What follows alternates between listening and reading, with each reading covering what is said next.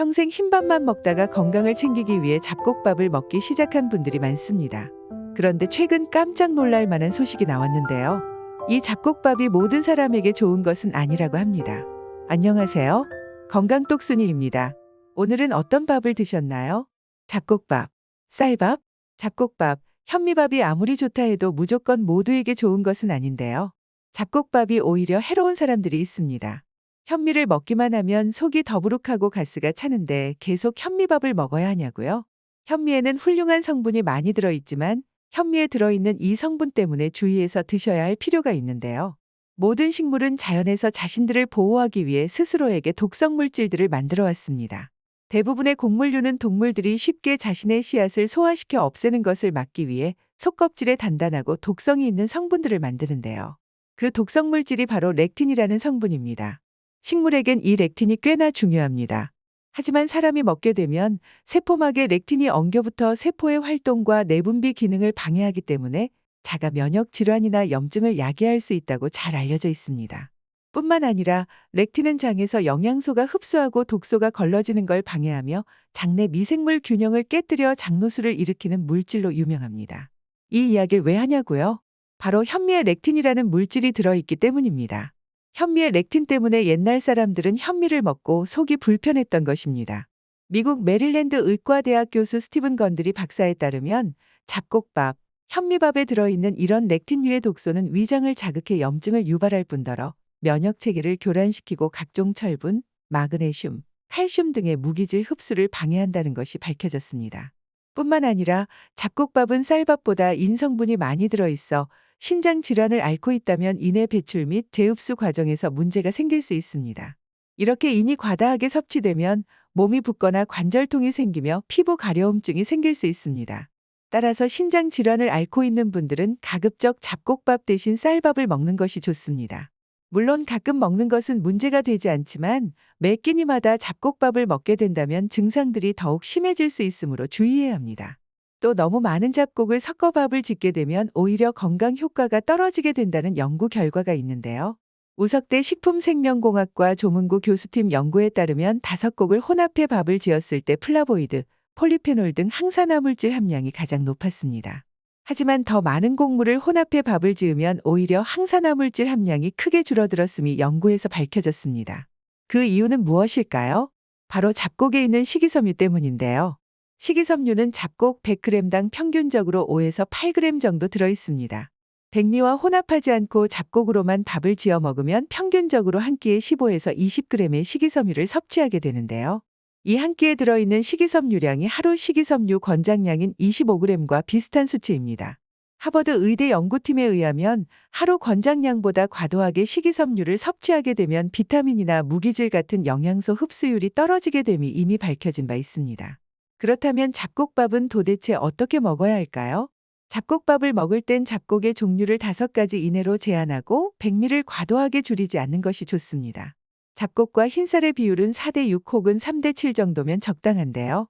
만약 잡곡밥 섭취 후 복통, 설사 등의 증상이 있으면 섭취를 중단하고 다른 곡물로 대체하거나 용량을 조절해서 먹어야 합니다. 또 위장 기능이 이미 떨어져 있는 분들은 잡곡밥을 소화시키기 어려운데요. 특히 현미에는 소화가 잘 되지 않는 섬유질이 들어있어 쌀밥보다 소화시키기가 힘듭니다. 이럴 때 간혹 소화를 돕기 위해 찹쌀을 섞는 경우가 있습니다. 그러나 최근 덴마크 의과대학에서는 찹쌀이 소화를 방해한다는 연구 결과가 나왔습니다. 이 연구는 찹쌀이 소화효소와 결합되어 소화효소가 음식을 분해하는 것을 방해한다고 밝혔는데요. 따라서 찹쌀을 섞어 먹는 것보다는 소화에 도움이 되는 다른 재료를 사용하는 것이 좋습니다. 이렇게 듣다 보니 현미를 아예 먹지 말아야겠다는 생각이 드실지도 모르겠습니다. 하지만 그렇다고 해서 현미밥을 절대 먹지 말라는 이야기는 아닙니다. 현미에 포함된 렉틴은 일종의 독소로 여겨지기도 하지만 현미는 일반적인 분들에겐 건강에 매우 유익한 식품입니다. 일반적으로 현미에는 비타민 B, 단백질, 식이섬유, 미네랄 등이 풍부하게 함유되어 있습니다. 또한 현미는 혈당 조절에 도움이 되는 성분도 함유하고 있습니다. 따라서 현미를 먹는 것을 권장하지만 현미에 들어있는 렉틴 때문에 과도한 섭취는 피하는 것을 권해드리고 싶습니다. 이때 렉틴이 많은 식품을 먹을 때는 렉틴을 제거하기 위해 적절한 가공과 조리를 거쳐 먹는 것이 좋은데요. 첫째로 발화 현미를 먹는 방법이 있습니다. 곡류나 씨앗류는 싹이 트게 되면 렉틴을 많이 줄일 수 있습니다. 만약 발화 현미가 비싸서 부담되신다면 집에서 발화시키는 방법도 있습니다. 하지만 이 방법은 쉽지 않을 수 있는데요. 저도 집에서 발화시켜 보았지만 실패하였고 분석해 본 결과 일반 현미는 종자 자체가 발화가 안 되는 씨앗을 사용하는 경우가 많다고 합니다. 그럴 땐 발화시키는 밥솥을 사용하시면 되는데요. 밥솥을 이용하면 발화까지 4시간 정도 걸린다고 합니다. 이러한 방법을 이용하면 발화 현미를 먹는 것이 더욱 쉬워집니다. 발화 현미에는 렉틴이 줄어들어 소화와 영양 흡수가 개선되고 항산화 작용이 강해져 면역력을 높여주는 효과까지 있습니다. 따라서 소화에 어려움이 있으시거나 신장 질환이 있으신 분들은 발화 현미를 먹는 방법을 알아보실 것을 권해드리고 싶습니다. 두 번째 방법으로는 압력밥솥을 사용하여 밥을 짓는 것이 있습니다.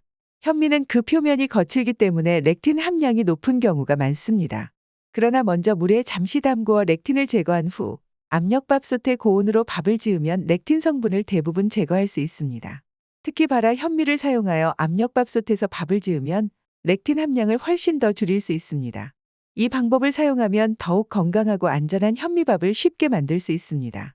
한 가지 당부의 말씀을 드리자면 잡곡밥은 건강에 좋다는 것은 맞지만 치아 건강이 안 좋은 50대 이상 중년분들은 잘 씹지 못해 소화 효소를 만들어내지 못하니 잡곡밥을 소화시키는 것이 쉽지 않은 경우가 있습니다. 이렇게 소화되지 않은 잡곡밥은 소화가 불량해져 흡수된 열량이 늘어나 체중이 증가하고 혈당도 높아질 수 있습니다. 그렇기 때문에 일반적으로 아는 것처럼 잡곡밥이라고 해서 마음 놓고 먹어서는 안 되는데요. 잡곡밥을 드셨다면 대신 소화를 돕기 위해 식이섬유가 풍부한 과일과 채소를 함께 섭취하는 것이 좋습니다.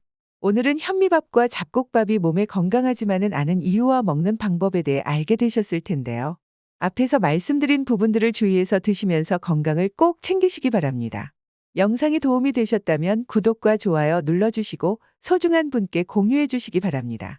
저는 더 유익한 영상으로 찾아뵙겠습니다. 감사합니다.